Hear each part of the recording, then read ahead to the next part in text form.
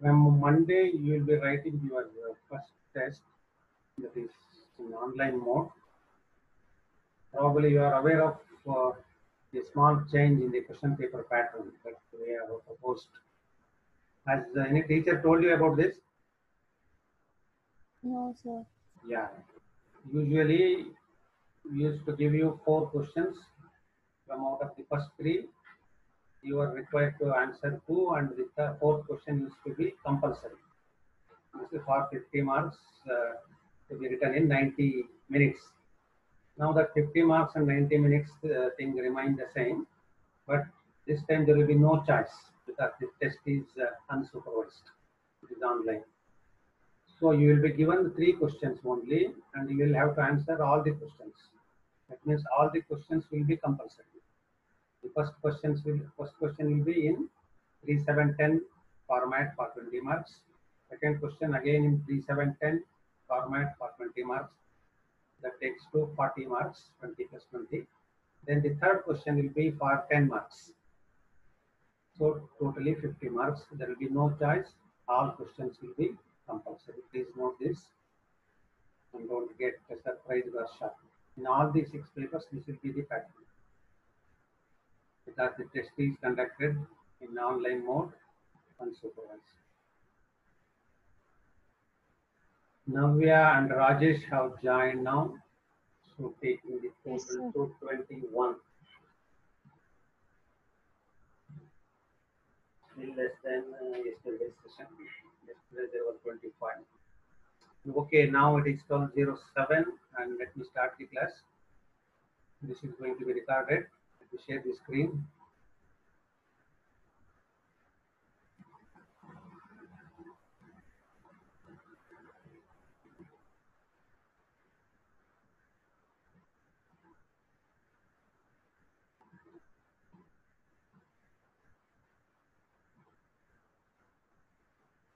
Yeah, this is what we were discussing. This being the sixth and the last unit.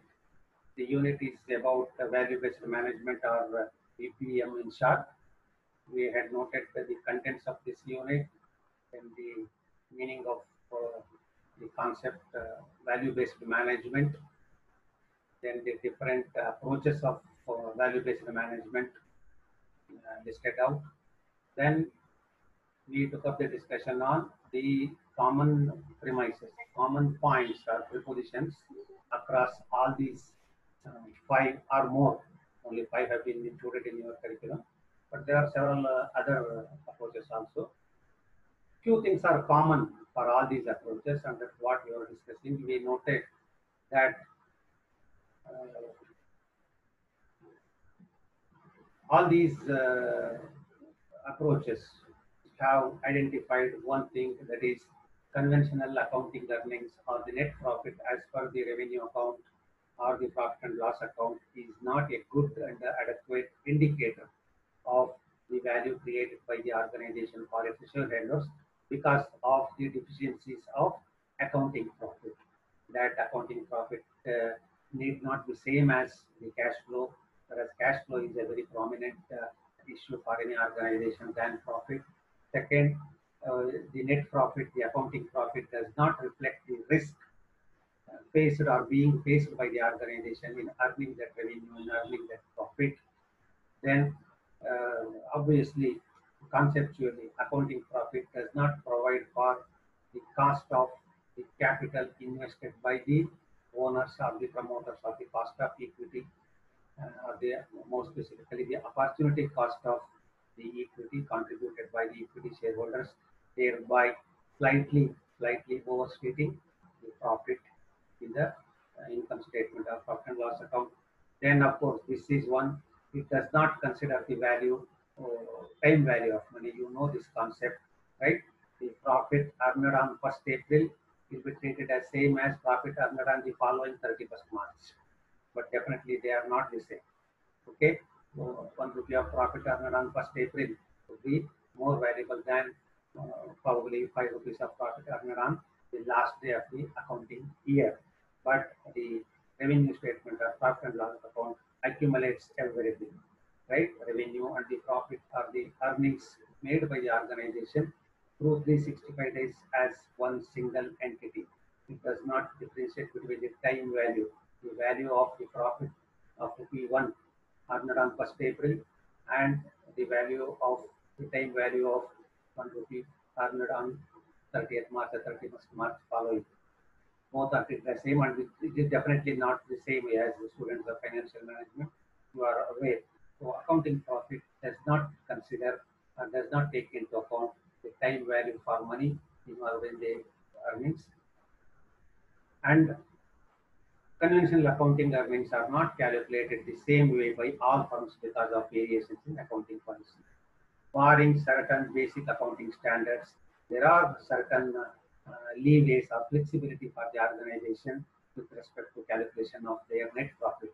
This might be with respect to valuation of closing stock or inventory, might be with respect to the percentage of depreciation that is being charged on fixed assets, that might relate to the classification of expenditure into revenue and capital, or the income under the operating and non-operating, or revenue and capital. So there are very good accounting standards to be followed by all the organizations. Still, there are certain areas, gray areas, you can say, where the management can play, management can try to window dress their accounts. You must be aware of these attempts by the management to fudge or manipulate the accounts through the guise of accounting policies.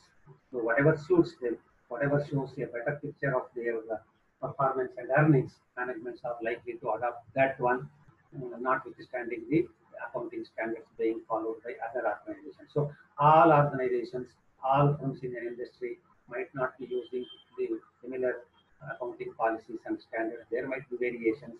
So as a result of this, accounting profits shown by different organizations, different firms may not be comparable, may not be actually comparable because they might have been calculated on different based on different accounting policies. That is yet another deficiency of accounting profit. So in case of value-based management, these these deficiencies are identified and attempts are made to do away with these deficiencies of accounting profits and explore any other metric or any other indicator of the value creation. Accounting profit is taken as not a good, adequate, relevant indicator of value creation.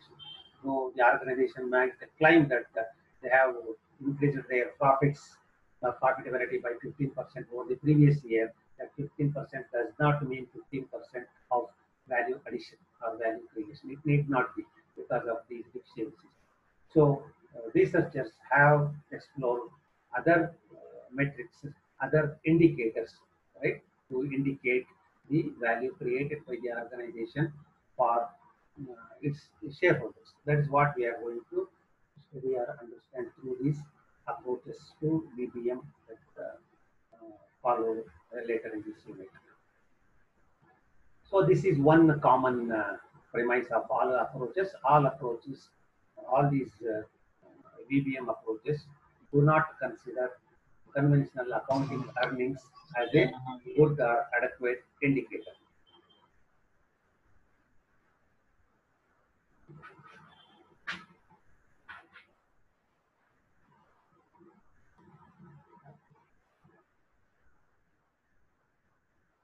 We will join now. Number 25. Sanjay, others were absent for the previous couple of sessions. Then is it Rachana Mandra? Yeah, I'll join now.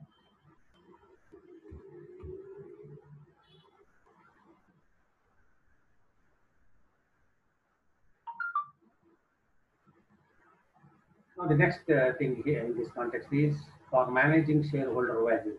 Firms should use metrics that are linked to value creation and employ them consistently in all phases of financial management. So, on account of the deficiencies of conventional accounting profit that is not being considered as a good indicator, we saw this.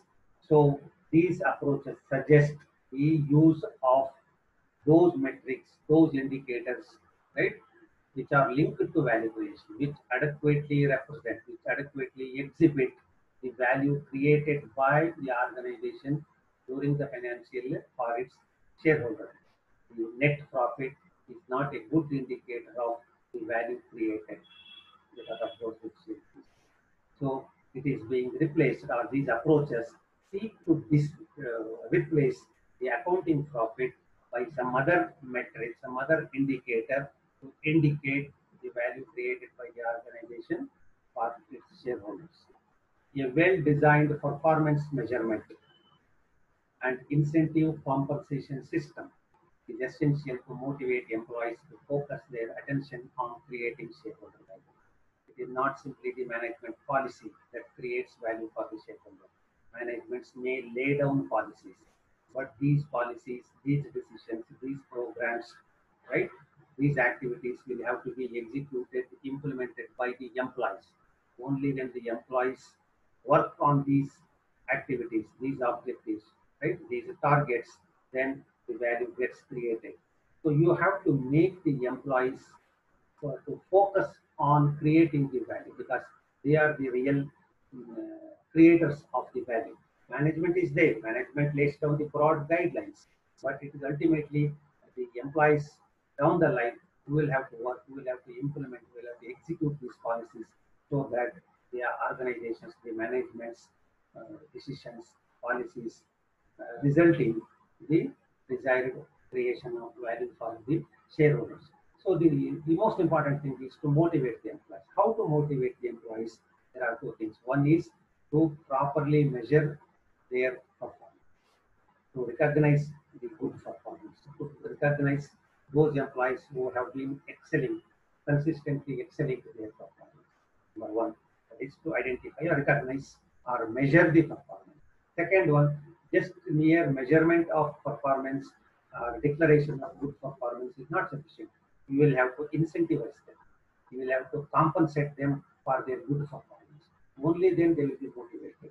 Then only when you say that any 5% increase more and above the target is going to be rewarded with say 5,000 rupees, 10,000 rupees, or any 50% performance more and above the target is going to be rewarded with a foreign travel or with a you know different kinds of incentives can be given by the management to the employees. So when you assure the employees that their performance will be keenly watched, monitored, and measured, right, without bias, with the total objectivity.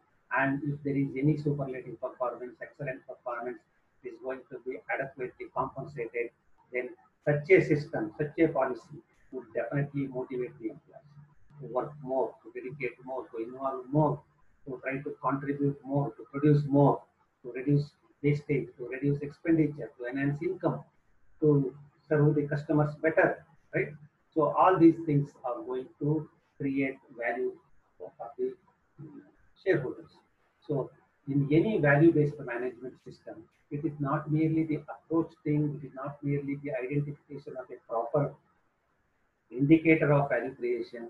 It is these basic things that are also necessary. Almost all the value-based management approaches involve this.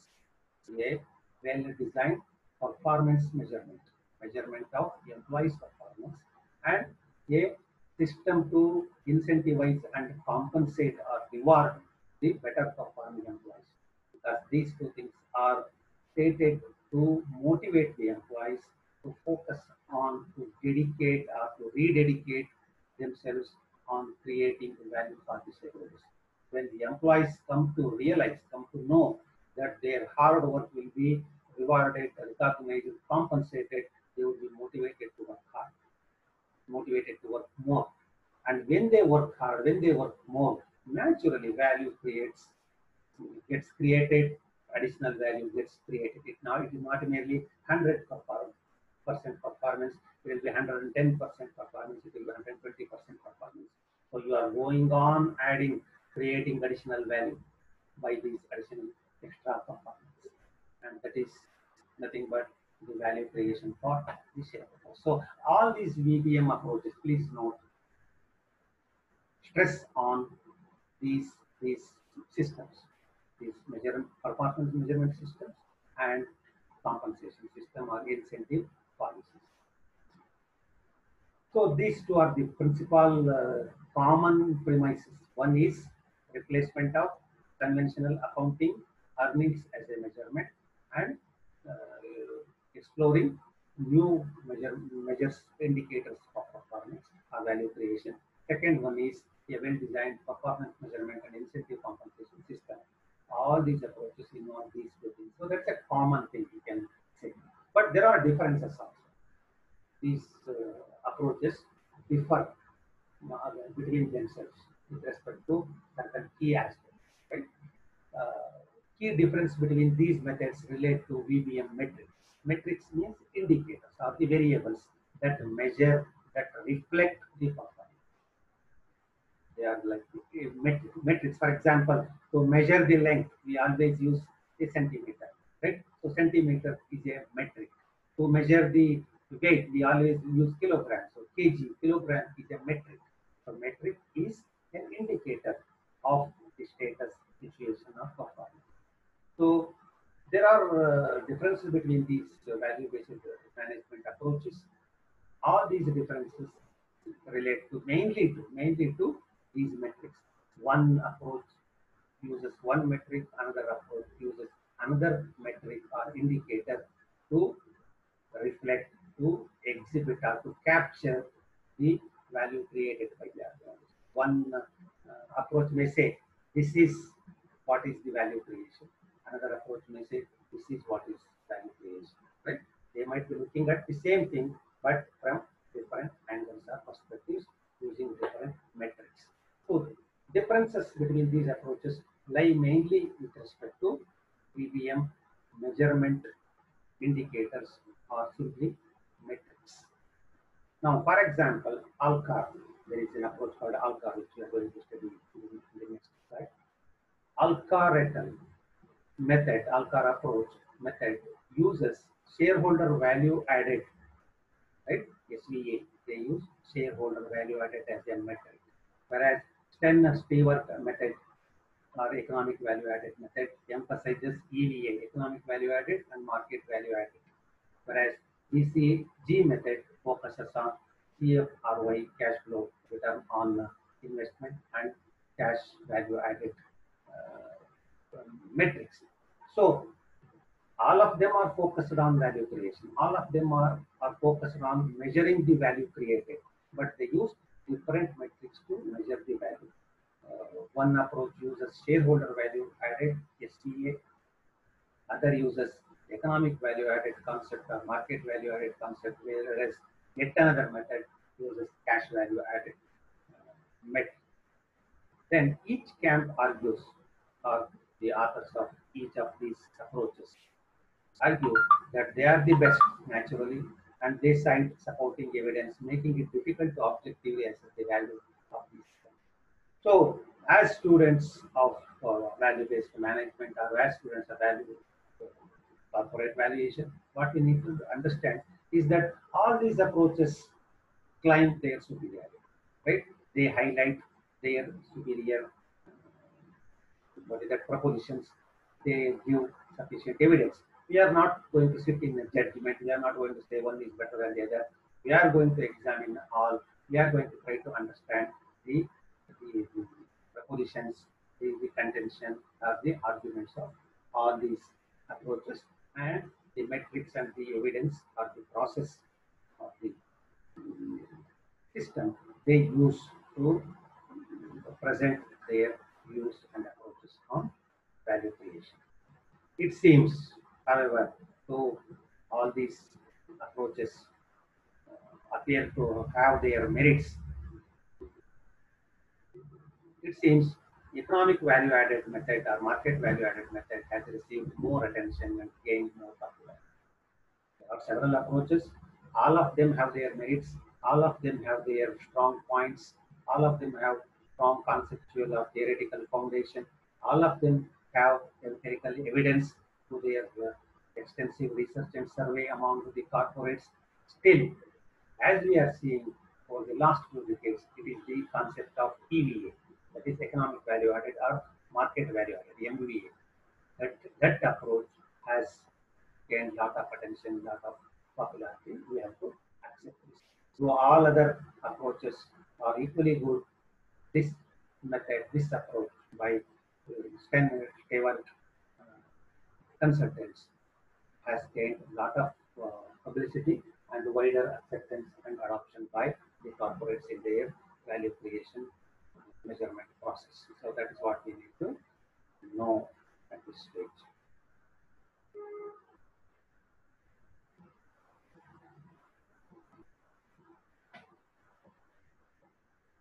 Two more seem to have joined now. Ashika, Sri, Vidya, we have Vikas has joined, Srimant has joined. I think those are the two new names. Madan Pooja, Rashmi, Deepika, Rakshita, Chaitra, Shantaram, Rupa Nayak. Who is this Rachana Mandali? Ganesh, Raikar, Pavitra, Nishant, Adarsh, Sanjay, and Sushmita has joined. Divya, Vidyashri. Yes. That's all. Why I'm scrolling down is frequently is that all these are getting recorded in the video.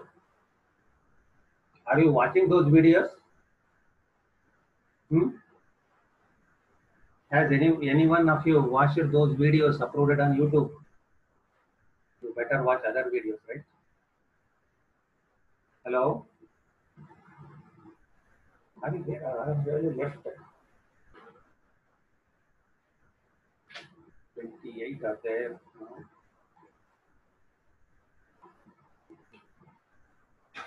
Srimanta, are you there? Hello, Sriman.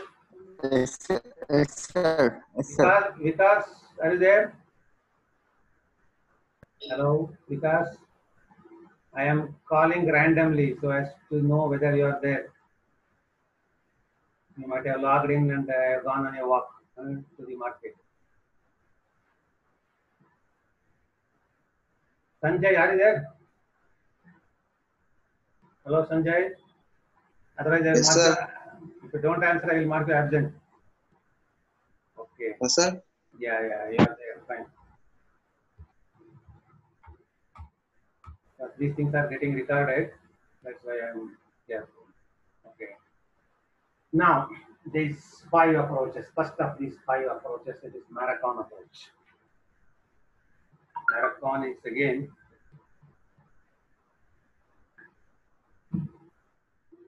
is a VBM approach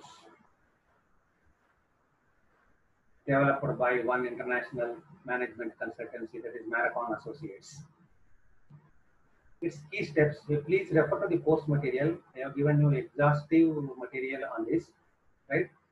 Is the steps involved in Marathon approach is specify the financial determinants of value. What determines, right? Which financial indicators determine, which financial factors determine the value. That has to be clearly specified. Then that is one thing that you know that the value is represented by this, value is determined by this. But what triggers, what drives the value? What are the reasons for improvement in that? Those drivers will have to be identified and the organization should understand so that it will be able to work on those drivers. These are called the strategic drivers. They really drive or push forward the value. They really result in creation of additional value. So that is very important. What really drives, for example, what really drives a student for a higher performance? There might be several factors. Financial determinants like what determines the value creation, which are the determinants, which are the factors that determine, which are the drivers that push forward the value creation process. Now, when you are aware of these two things, when you know that these are the 1, 2, 3, these are the determinants of the value creation, and these are the factors that drive this one, you can design, you can develop appropriate policies, appropriate strategies you can formulate on these, having these drivers and determinants in mind. You can work upon these drivers. You can develop these drivers. You can concentrate on these drivers so that these drivers, these determinants, these factors will help you achieve higher value or create additional value. Then in achieve this, Marathon approach insists on developing superior organizational capabilities. These organizational capabilities might be in terms of physical resources, intellectual resources, right? Assets that might be required, experience that might be required, R&D that might be required, manpower that might be required, anything. Unless you have the organizational capacities, you will not be able to create value. You will not be able to add value. If you are a very docile, ordinary, mediocre organization, you cannot hope to perform like Infosys. You cannot hope to perform like a Tata company or Wipro. You will have to equip yourself with superior capabilities. Then only you can hope to create value. If you are one among the thousand, you cannot hope to acquire, create additional value. So your job as per this approach is first identify what really is going to help you or going to help you in creating value and equip yourself with necessary capabilities. Also formulate appropriate strategy. It is not sufficient if you have all the resources. If you don't have a vision, if you don't have a policy, if you don't have a strategy to utilize these capabilities, right? In harnessing these capabilities or potential in achieving the value creation, you will still be a failure. You will not be able to create additional value. So first thing is to identify the determinants of the value. Second thing is to identify the drivers of the value. Third is to formulate appropriate strategic policies, right? Value creation strategies. And fourth one is equip and work upon superior capabilities. If you want to be an extraordinary organization, you will have to have extraordinary capabilities. Otherwise, it is not possible. Right? If you have average, right, or mediocre facilities, expertise, right, assets or resources, your performance will be mediocre. But if you want to be a world-class organization, you need to have world-class capabilities, world-class policies. That goes without saying, right? If an ordinary policy or ordinary resource base, you cannot hope to be a number one company in the world, number one company in India. You cannot. If you want to look for that position, you will have to equip yourself with necessary policies, programs, capabilities, resources, vision, strategies, etc. That is what this marathon approach is. So these four things, these are the four cornerstones of marathon approach. I think the time is running out. It is 12:30. I'm going to stop sharing the screen now. So as of now, there are 27 students. 28 was there, one has already left. One is already tired of 30 minutes class.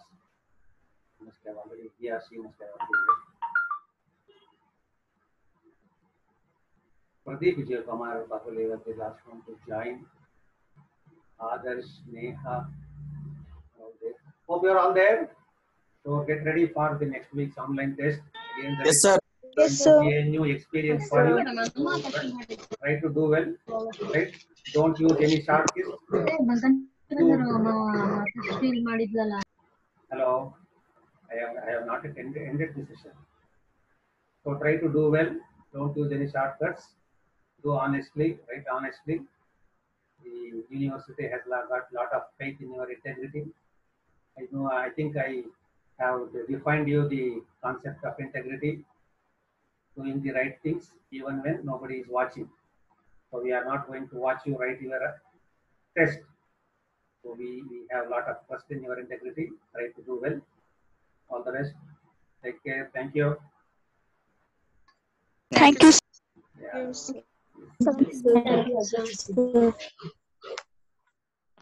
Take care. I am ending the session.